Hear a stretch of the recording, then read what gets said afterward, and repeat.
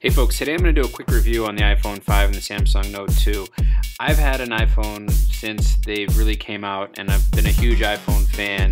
They've always made a quality product, but now that the Android phones are becoming more and more custom, they're catching up with iPhone, I couldn't help but resist to grab the Samsung Note 2. So I thought we'd just start with boot times.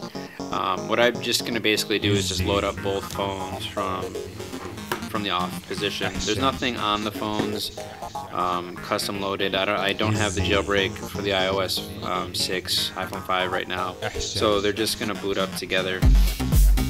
I know there's specs on which one outperforms what, but being that they're both in my hands, I thought I'd just quickly load them up and see which one fares. And as you can see, they're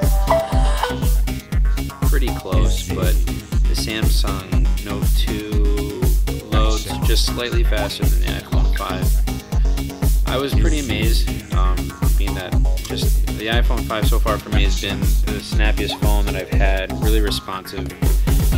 Again, that's my iPhone bias coming in. I don't really use them. But if you look at them at a standstill, the major perk, if you're looking for the Note 2, is the screen size. I thought it'd be a huge perk, but it ends up being that it's also its disadvantage. The screen is so big that you put it in your pocket and go out and about. You sit down, you almost worry that the screen's gonna snap over your leg. And I don't wear skinny jeans by any means. It's just it's a big phone to put in your pocket. The iPhone 5 is also just a really well-made machine. It's aluminum, really good quality. The glass feels good quality. I mean, in your hand, it just feels like a solid device. So I'm just really used to having that in my pocket. I'm still used to the iPhone keyboard. It's not as big as the Samsung's keyboard, but I still feel like it's a little quick, snappier than the Droid one. I never got into the slide. And I know you can purchase and customize the Note 2, so you can pretty much have the same keyboard, but the way iPhone autocorrects on the fly for you, it's a big perk for me, where on the Note 2 they have that little suggestion bar. The iPhone 5, to me also, here I'm zooming in and out of the screen, but it's just really snappy, and the Note 2 is just the same.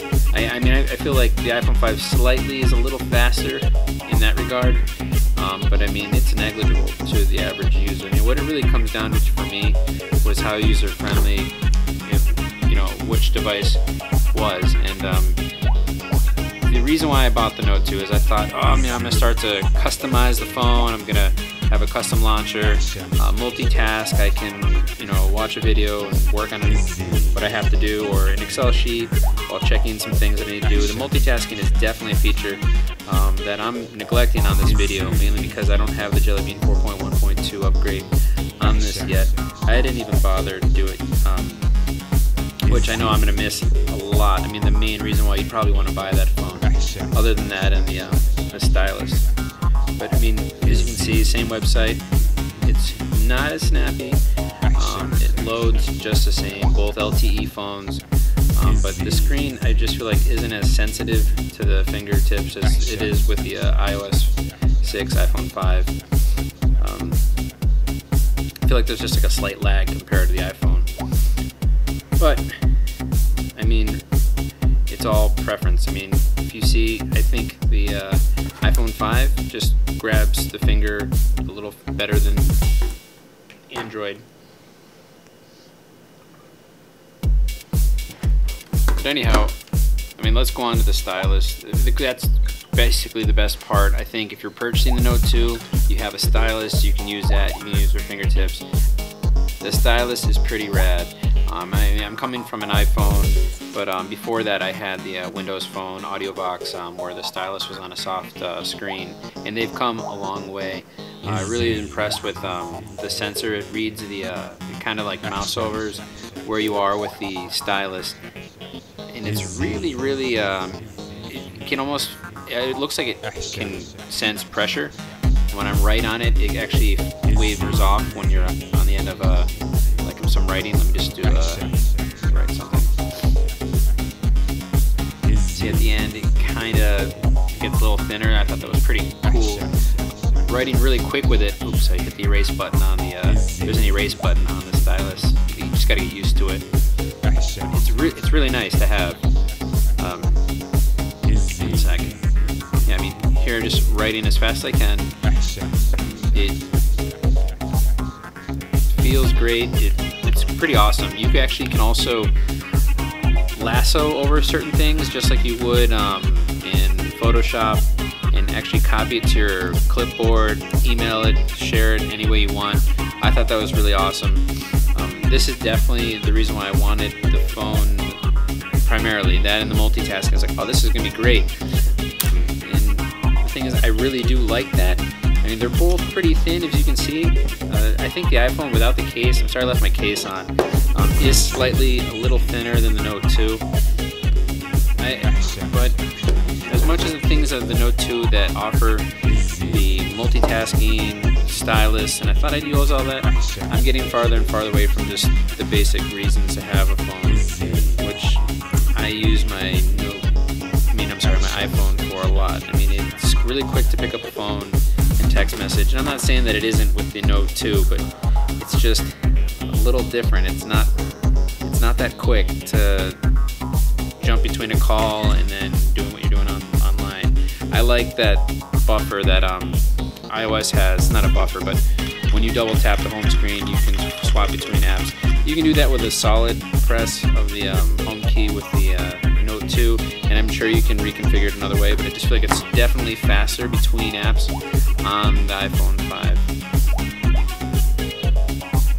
5. Shutter speeds, again, they're so close together that I don't even know why I even bothered to do this, because really when I did them, they do just the same job. Yeah, the Note 2 looks really great because you have a massive screen, but they're both 8 megapixel cameras on the back side. The Note 2 has a slightly better front-facing cam, but I'm not a huge camera guy. But if you're looking for it, I think honestly the Note 2 might do better with shutter speeds. So I don't know right now as for the verdict. I thought I'd have a solution and say I'm going to go with one phone or the other, but what I actually purchased on eBay was a nano to micro SIM adapter, and I'm swapping between the phones. So it's definitely a perk of having AT&T. I'd be able to bounce from, you know, my Droid now and iPhone. I really like the multitasking feature here on iOS. I mean, just popping in between apps. I'm really used to having that on the bottom. Before I had a jailbreak that kind of mimicked the cascade effect that you have on the Mac operating system. You know, Android phone has a multitasking feature. It's the same thing. It's a hard press of the home button. I'm used to the double tap, so it's a little quicker, but I'm sure again you can program that to whatever. I've seen a lot of people tweak with different launchers, so I'm not saying that it can't be done with an Android. It's just as fast. I'm just not used to it yet, so I want to give it some more time. I mean, I'm really at a loss between the two phones because they're great phones for different reasons. The iPhone is closer to just having a phone, but if you want it to be more of a computer in your pocket, I think go with the Note 2. You can do a lot with it. The Note 2 has obviously upgradable memory. I have the 64GB version of the iPhone 5, so it wasn't down to memory. So I really am just going to keep playing with them. I hope that I can gravitate more towards Android, but just in this week time of just playing with the phone, I really still am used to the iOS environment, and that just might be me coming from iPhone. I hope to have an update soon and let you know which one I go with. Maybe have some more specs this time and a little more detail of each phone's abilities. So stay tuned. Thanks for watching.